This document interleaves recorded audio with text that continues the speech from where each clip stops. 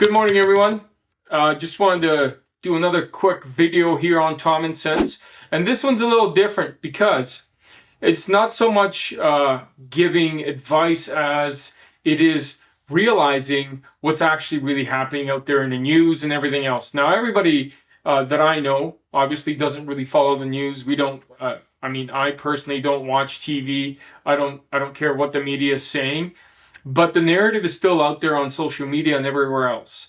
And so I want to discuss, in particular, a conversation that I had with somebody that has an opposing view of what I have. And so this is a good example of how the media could divide us. However, in this case, it never did. I have a stance on the Russian-Ukrainian war that is currently happening and has been happening since 2014. And I know somebody that I'm not going to mention, and they have an opposing view on what's happening. In the media, what generally happens is if you have an opposing view of somebody else, that means that that person's bad. And we've seen it with so much different stuff. It's just ridiculous how the government and the media is trying to divide us so that we can't come together and stand against the government to be able to stand up for ourselves. The reason I wanted to make this video is because I wanted to explain to you that it is still possible. Yes, it's still possible in 2024 for cooler heads to prevail, even if you have opposing views, especially on things such as, Russia, Ukraine. Because from the start for most people, 2022, that's when this kind of began is, Russia's bad and, Ukraine's good. And that's where the narrative really started. So if you oppose that narrative or the opposite of what the media is saying, then you're a bad person. Comment what your position is on what's happening in Russia and Ukraine, but understand one thing. It doesn't really matter because, you know what? That's your opinion. Now, if my words and somebody else's thoughts and expressions offend you, that's a personal issue.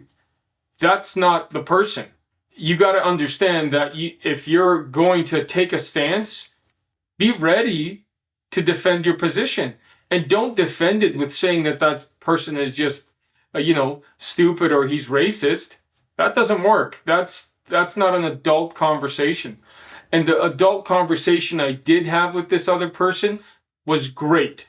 There were tears shed and there was a discussion. And at the end of it all, we did come to a conclusion that war, regardless of what it is, isn't something that should be happening.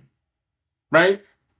Now, I was in the military. I understand why certain conflicts begin and all that stuff. We're not getting into what my stance is on this.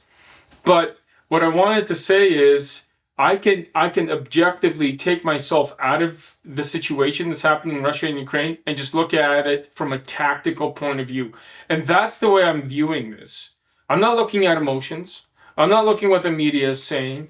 There's propaganda from both sides. Regardless of what you consider propaganda, it's happening. It's happening all the time, from the Ukrainian and from the Russian side. Propaganda is just rampant. I'm looking at it from what's actually happening on the ground and how the army is progressing. I needed to get this off my chest because I don't want people to be offended when somebody else has a different stance on something.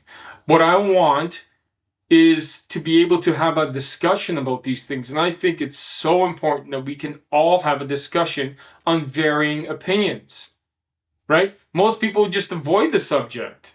But I think it's important that, especially these days, we are able to discuss these things and so that we don't hate each other. Because then what you're essentially doing is you're separating people and they're in two different camps. And then there's no common ground anymore.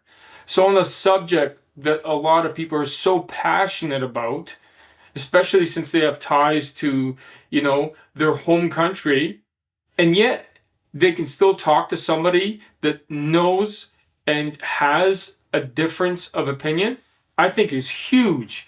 And so I want again, that person is a friend of mine, and I do want to thank that person for being able to have that conversation with me. And you know what? We never came to blows.